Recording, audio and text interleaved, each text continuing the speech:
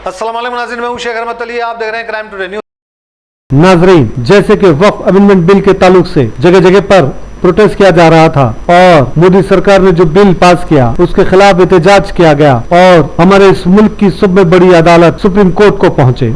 इसके बाद से आज सुनवाई का दिन था और आज 2 बजे chief justice of India Sanjeev Khanna और उनके अलावा 2 और जज यानी 3 जज बेंच ने सुनवाई शुरू की और दोनों दल के एडवोकेट यानी वक्फ अमेंडमेंट बिल के खिलाफ जो कानून आया उसके खिलाफ लड़ने वाले एडवोकेट और हुकूमत की जानिब से जो ये बिल को पास किया गया उनके एडवोकेट की जानिब से बहस हुई और अपनी अपनी बातों को रखा। तमाम चीजें सुनने के बाद chief justice of India Sanjeev Khanna ने हुकूमत की जानिब से लड़ने वाले एडवोकेट को सवाल किया कि क्या आप हिंदू इंटीमेट की कमेटी में जिस तरह से मंदिरों के बड़े बड़े मंदिरों की कमेटी रहते हैं उसमें मुसलमान को मेंबर बनाएंगे? ये बहुत पहला सवाल था और यही सवाल से ये अंदाजा लगाया जा सकता है कि चीफ जस्टिस ऑफ इंडिया हरगिज ये बिल के फेवर में नहीं है। जिस तरह से ये बिल को पेश किया गया है मुसलमानों के जज्बात के साथ खिलवाड़ किया गया और मुसलमानों को धोखा देने का काम किया गया। बहरहाल मजीद उन्होंने ये कहा कि जिस तरह से बिल में कलेक्टर को ताकत दी गई है तो वो जा करके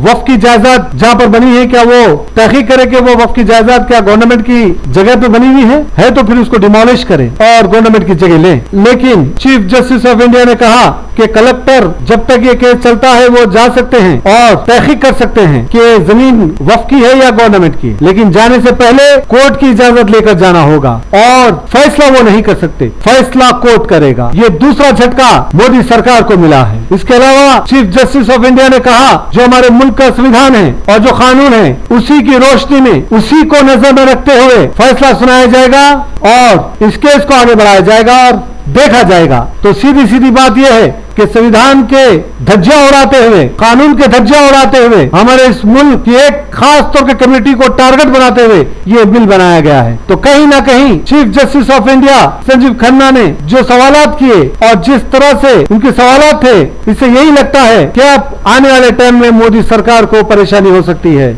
मजीद उन्होंने कहा कि ये फैसला जल्दी नहीं सुनाया जा सकता क्योंकि तमाम चीजों को देखना है। इसके बाद से क्या स्टे मिलेगा, किस तरह से काम को आगे लेकर जाना होगा, ये तमाम चीजों पर अभी नजर डालना है।